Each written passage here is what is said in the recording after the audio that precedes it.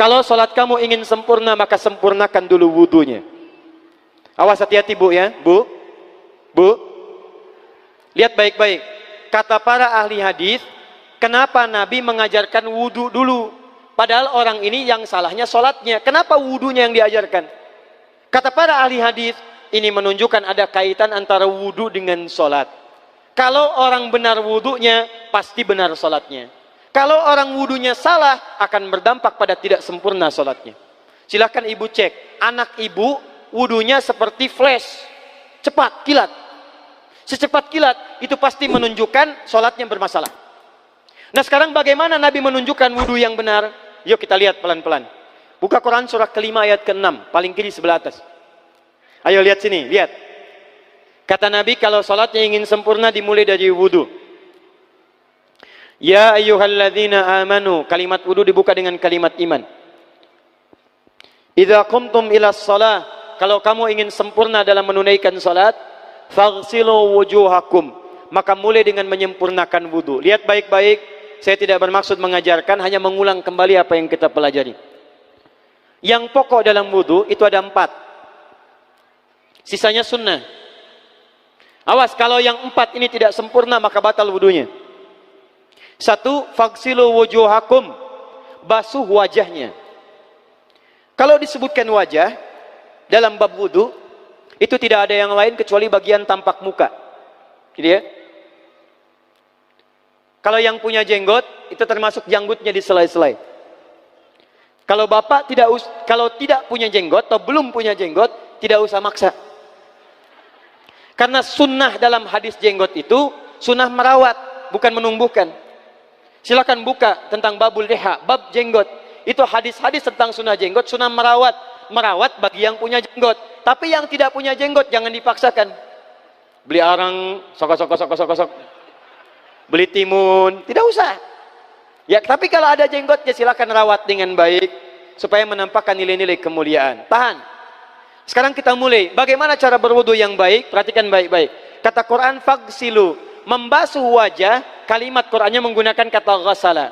Ghasala itu ambil airnya, tumpahkan di tempat yang dibasuh. Ambil airnya, tumpahkan di tempat yang dibasuh. Mohon izin, tahan sebentar. Mas, sini mas. Punten ya, yang kan bantosan, kadia sekedap. Sifat wudu cuma ada 3. 1, pakai keran. 2, pakai gayung. 3, air yang mengalir. Ya, seperti di sungai, ada air mengalir itu nggak ada masalah. Tapi kalau menggunakan gayung, atau semisalnya, Nabi itu diriwayatkan dalam hadis, itu sangat menghemat air. Bahkan pernah beliau kemudian berwudu, kalau kita kemudian hitung, itu hanya sejumlah pak, seaqua gelas pak, cukup. Atau yang kedua, menggunakan keran ya.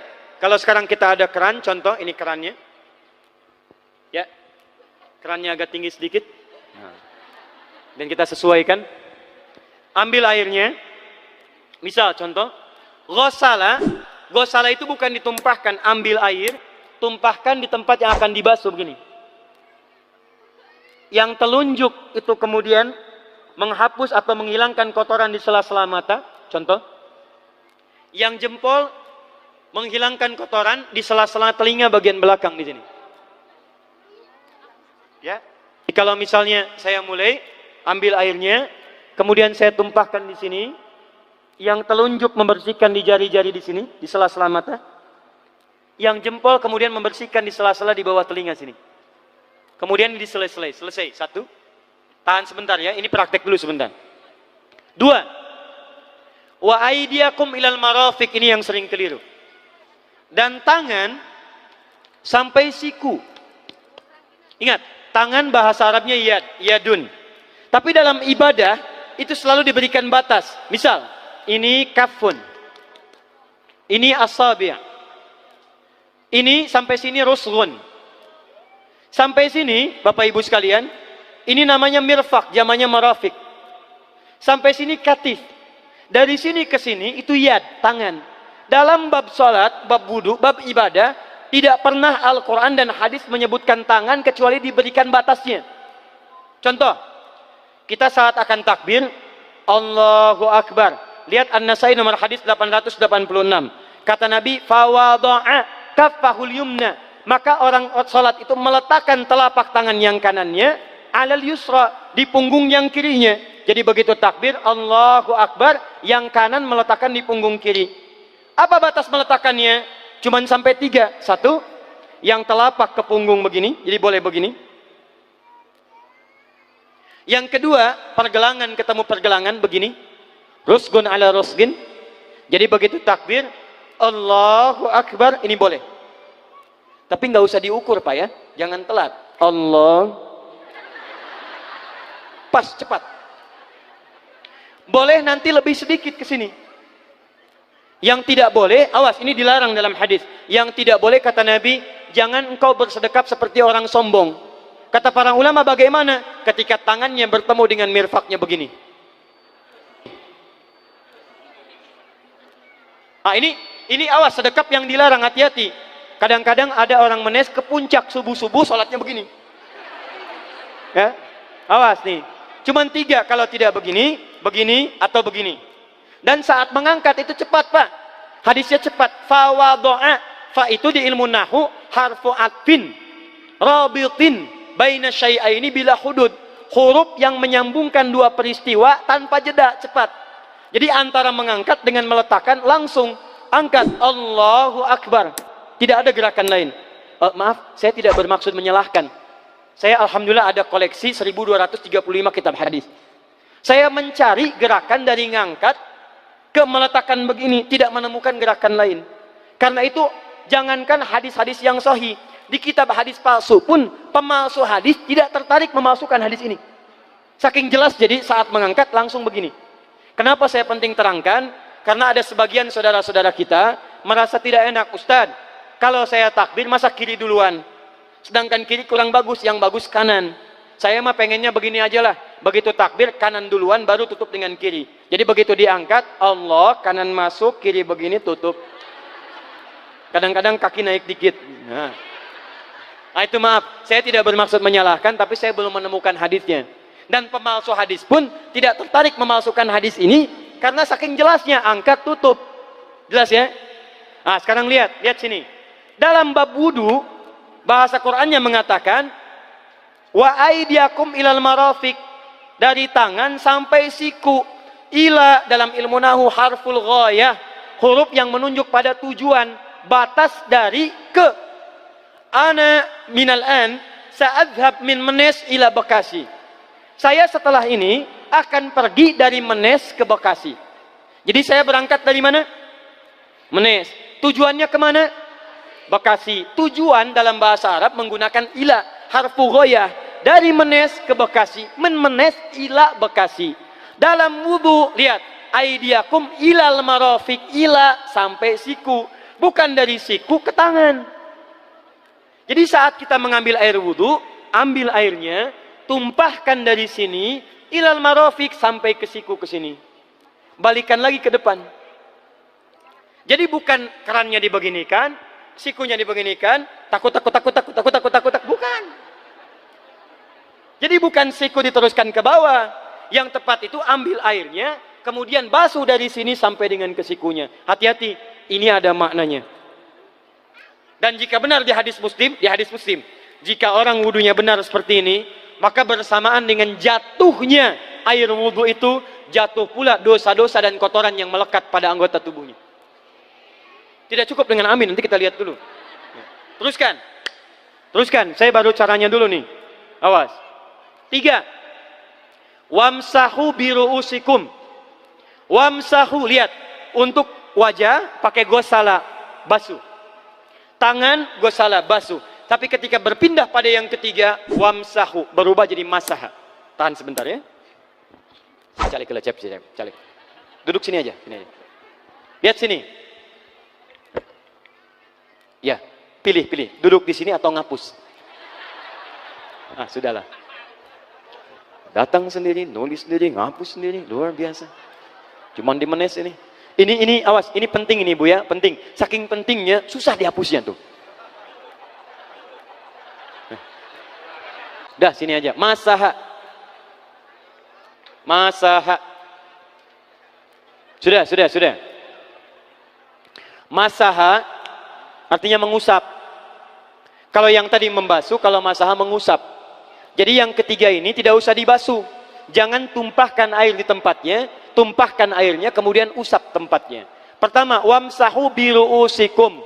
Masya Allah, kata Allah, bagian ketiga usap kepalanya. Awas, hati-hati. Tangan selesai pindah. Pindah kemana? Bukan ke rambut, tapi kepala. Kepala. Jadi dalam bab wudu yang diusap bukan rambutnya, kepalanya. Itulah keadilan Allah. Kalau yang diusap kepalanya, semua manusia yang hidup pasti punya kepala. Tapi kalau yang diusap rambutnya, ada ketidakadilan. Karena tidak semua orang punya kepala, punya rambut. Tuh. Nah sekarang lihat sini. Ketika kita diminta mengusap kepala, bahasanya masaha. Masaha itu begini. Ini saya punten. Bismillah. Ini ya. Ambil airnya, tumpahkan, baru kemudian diusapkan ke kepalanya. Paham ya? Kalau yang gosala, ambil, tumpahkan di tempat yang akan dibasuh. Tapi kalau masaha, hati-hati. Ambil airnya, tumpahkan, baru diusap. Jadi bukan diambil air, tumpahkan di kepala begini. Paham? Tahan sebentar. Dan ini menggunakan huruf ba, Masya Allah. Ba. Lihat, wajah tidak pakai ba. Tangan tidak pakai ba. Tapi khusus untuk kepala, pakai ba. Wamsahu bi. Huruf ba dalam ilmu nahu. Coba dibuka yang suka ngaji, buka kitab Bughnil Labib an Kutubil A'arib halaman 29 sampai dengan 59. Di situ ada penjelasan karya Ibnu Hisham Al-Ansari. Ibnu Hisham Al-Ansari. Itu ada penjelasan tentang makna huruf ba. Huruf ba itu punya 14 arti dalam bahasa Arab. Ada ilsaq, ada istighraq, ada muhabah, ada ba li tab'id. Ba li tab'id dibagi dua. Tab'id ma'al hudud wa tab'id bila hudud. Nah yang ba ini, ba, kenapa pakai ba? Kata para ulama dari huruf ba yang 14 ini, ada 3 makna yang diterapkan dalam ayat wudu. Satu, istighraq. Istighraq itu membasuh keseluruhan. Jadi kalau kita ingin wudu, ambil airnya tumpahkan, basuh keseluruhan dari depan sampai ke belakang begini. Balikan lagi. Yang kedua, at-tab'id ma'at tahdid. Sebagian tapi dengan batas. Kata Imam Asy-Syafi'i, di mana batasnya ubun-ubun? Diboleh kalau kita mau wudu, misalnya ibu tidak bisa membasuh keseluruhan, sedang pakai kerudung misalnya, jilbab nggak bisa dibuka, tempat wudunya terbuka, Anda tinggal ambil air wudu, kemudian tumpahkan sedikit, boleh diusapkan bagian kepala sampai ubun-ubun, sah wudunya. 3, at-tab'id min duni tahdid. Sepanjang disebut bagian kepala, masuk kepala nggak ada batas. Ini kepala bukan? Ini kepala? Ini kepala? Nah, jadi kalau Anda berwudu mengusap bagian kepala, itu sudah sah walaupun bagian tertentu diusap di kepalanya. Kapan ini dipraktikkan? Kata Imam Malik, kata Imam Abu Hanifah, ini dipraktikkan kalau seorang memiliki satu sakit di kepalanya yang tidak memungkinkan dibasuh keseluruhan. Misal, mohon maaf, ya ada orang misalnya, mohon maaf ya, tiba-tiba sedang jalan di kebun, tuh jatuh duren. Bu, anak duren ya, jangan duren yang besar. Tiba-tiba nimpa misalnya. Duren teh bahasa rangatnya kadu, Bu, ya. Kadupak, kaduhung, ya, dan seterusnya. Kadu. Nah, nimpa kepalanya, bocor misalnya. Kemudian dalam bocor itu diperban, kata dokter tidak boleh kena air. Saat bagian kepala yang tidak boleh kena air itu, bukan berarti wudunya kemudian bisa batal atau boleh tayamum karena tidak bisa mengusap kepala. Kata para ulama, boleh dia mengusap bagian kepala yang lain yang tidak terluka. Itulah kenapa Allah memberikan huruf ba di sini untuk kemudahan bagi kita dalam menunaikan wudu. Tapi pastinya yang dibasuh kepalanya bukan rambutnya. Jadi kalau ada laki-laki sudah dandan, sisiran, rapi, tiba-tiba keran dibuka, yang diusap cuma rambutnya, ulak. Nah, itu batal wudunya. Tidak sah. Harus diulang. Terakhir kaki. Kaki dibasuh sampai dengan bagian mata kakinya, dan ini tidak perlu saya terangkan karena mudah bagi kita untuk mempraktekannya. Tapi yang ingin saya jelaskan satu ini saja. Perhatikan baik-baik. Yang 4 ini wajib wudu. Tambahannya sunnah. Niat dimasukkan dalam wajibnya. Lihat sini. Kumur-kumur sunnah. Telinga sunnah. Istinsyak sunnah. Yang 4 ini wajib. Tapi terlepas dari wajib dan sunnahnya, perhatikan baik-baik. Kenapa ini disebut dengan wudu? Dan hebatnya Al-Quran mengistilahkannya dengan toharah. Toharah. Apa itu toharah? Apa itu suci? Toharah. Apa itu toharah? Suci. Apa itu suci? Toharah. Ada toharah, ada nadhafah, itu beda. Kalau nadhafah, bersih luarnya, tapi belum tentu bersih dalamnya. Bisa jadi luarnya bersih, tapi dalamnya najis. Misal, hewan yang paling najis apa? Yang haram. Misal, hewan tadi itu, hewan babi misalnya, misal, dibersihkan, dimandikan, disisir, sampai bersih. Bersih tidak? Bersih, bersih. Tapi halal tidak? Suci tidak? Tidak. Al-khinziru nadhifun walakinnahu ghairu tahir. Babinya bisa bersih tapi tetap tidak halal, tidak suci dia, tetap haram, tetap najis. Paham? Tapi kalau bersih luarnya dan suci dalamnya, maka kalimatnya berubah dari nadhafah jadi toharah. Toharah. Orangnya disebut dengan tahir. Kalau rajin dikerjakan disebut dengan mutatahhir. Wudu dalam Quran disebut dengan toharah. Seakan-akan memberikan pesan, maaf, orang yang wudu itu bukan hanya bersih fisik luarnya saja. Jadi kalau orang wudunya bersih, bukan cuma wajahnya yang bersih. Kalau wudunya benar, bukan kotoran di tangan saja yang hilang. Tapi mohon maaf, fisik dalamnya itu ikut suci. Fungsi tangannya jadi bersih, fungsi wajahnya jadi bagus, fungsi lisannya jadi bagus. Makanya kata Nabi, kalau orang benar wudunya bersamaan dengan air wudu yang menetes, maka tumpahlah kotoran-kotoran di bagian fisik-fisik tubuhnya. Jadi kalau kita benar wudunya kumur-kumur, kukumur, masukkan misalnya, masukkan, keluarkan, bersamaan dengan keluarnya air itu, maka kotoran-kotoran di lisan pun ikut keluar. Tangan dibasuh, bersamaan dengan dibasuhnya tangan, fungsi tangan yang kotor-kotor itu ikut hilang. Hadis Muslim. Makanya orang yang setelah selesai wudu dia berdoa, apa wudunya? Apa doa wudunya? Asyhadu an la ilaha wa asyhadu anna Muhammadan Allahumma minat waj'alni minal, lihat sini, minal mutatahhirin, minat tawabin. Lihat. Bapak Ibu kan baru wudu, tapi kenapa doanya selesai tobat? Allahumma ja'alni minat tawabin. Ya Allah, jadikan saya termasuk orang tobat. Kita kan baru wudu, kenapa doanya baru selesai tobat?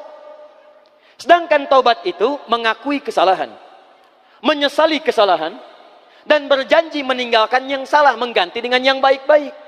Makanya kalau orang wudunya benar itu, begitu dia kumur-kumur, dia ingat kesalahan apa yang dikerjakan oleh lisan ini. Jadi begitu kemudian ditumpahkan airnya, hilang kotorannya. Maaf, yang suka mencela wudu, selesai wudu tidak akan mencela lagi karena tobat dari celaan.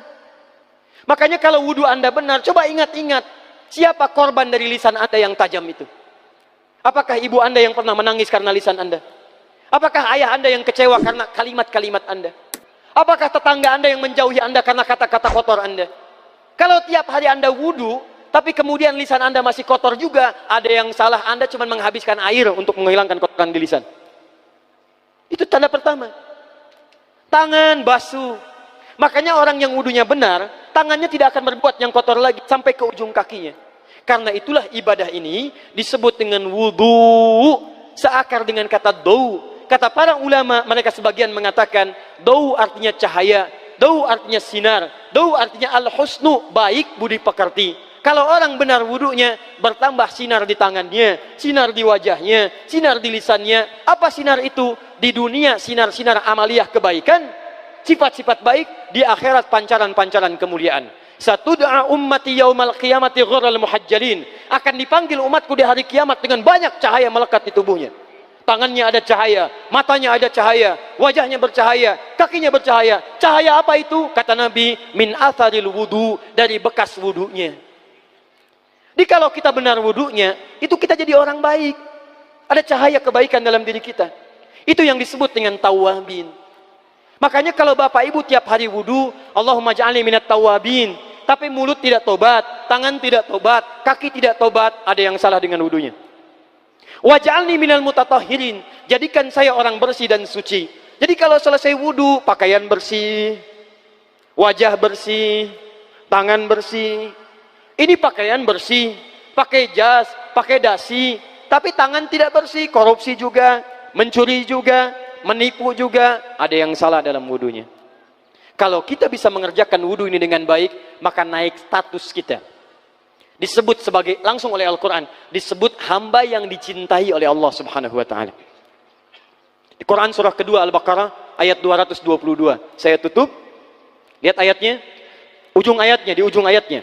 Innallaha yuhibbut tawwabina wa yuhibbul mutatahhirin.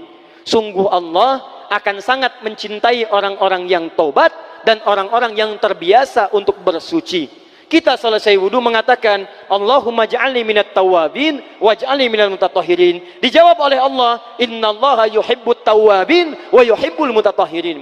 Karena itulah orang yang rajin wudu adalah orang-orang yang dicintai oleh Allah subhanahu wa ta'ala. Jadi kalau Bapak Ibu, maaf ya, sekarang cek. Kalau batal wudu, pengen wudu lagi. Tidak hanya saat sholat. Sekarang batal wudu, ingin wudu. Batal wudu, ingin wudu. Itu tandanya Bapak Ibu sedang mendapatkan cinta dari Allah subhanahu wa ta'ala. Tapi hakikat cintanya bukan pada wudunya, tapi berubahlah orang itu menjadi baik dan dekat dengan Allah subhanahu wa ta'ala.